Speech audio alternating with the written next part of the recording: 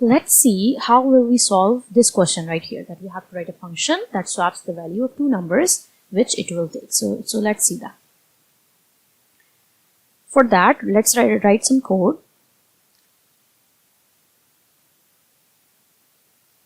Let's take two numbers first of all.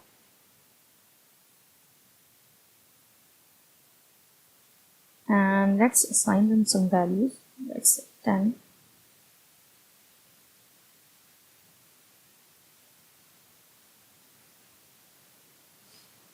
Now let's write a function after main.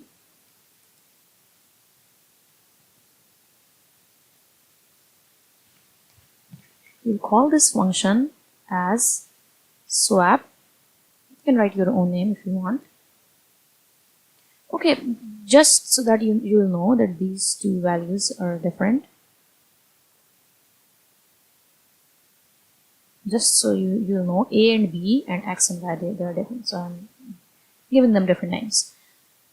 Okay, now we have to swap them. So to swap,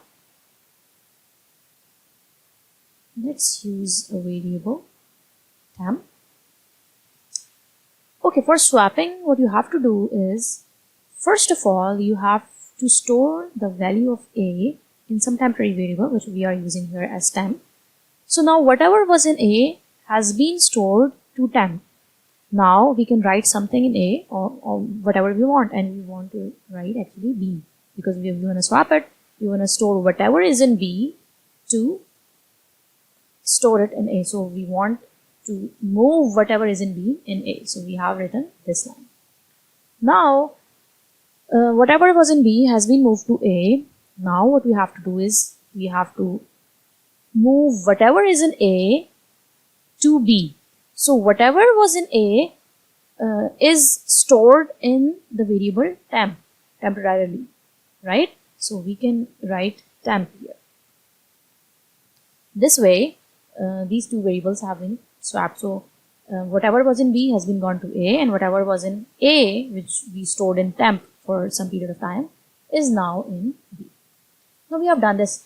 Our question is, let's look at our question again. Our question is, we have to swap the values, and we have to return those values too, right? So to return, and actually we don't have to return anything, but the values should be swapped, and we can do that by call by reference. So now how can we move these values back to the main program? For that, obviously we will use call by reference, and to use call by reference, we know the syntax. We put AND here, AND operator, address operator, and also so this is the function. We have done it. Now we have to do two more things. Remember, when we studied functions, we learned that we have to write a function call, function definition, and function prototype. So first of all, let's write function prototype. We have not declared this function before for main. We have to do that. So for that, let's copy paste the header line and just write it here. We can exclude the name of variables if we want, which we should, because this is actually the proper prototype. And then now let's call this function. So to call it, we will write the name swap, and then we will pass it those two variables, right? Also, let's see out those variables after passing, so that we'll know that did something happen or not. Was our function successful in swapping the values, or was it not, right? Also, just to make things a little bit more clear, let's see out the values of these two variables x and y before the function call 2. So we'll know better whether these have changed or not. Now let's execute it,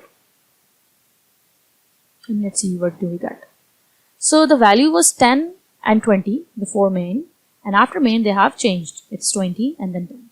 So we can see that whatever changes came here are actually reflected back in main 2. So this is call by reference, and this is what it is actually. So I'll do another video in which I'll solve the second exercise for you guys too. But before that, do it yourself. So I'll do it, but after some time. So I think you learn. Hope to see you next time.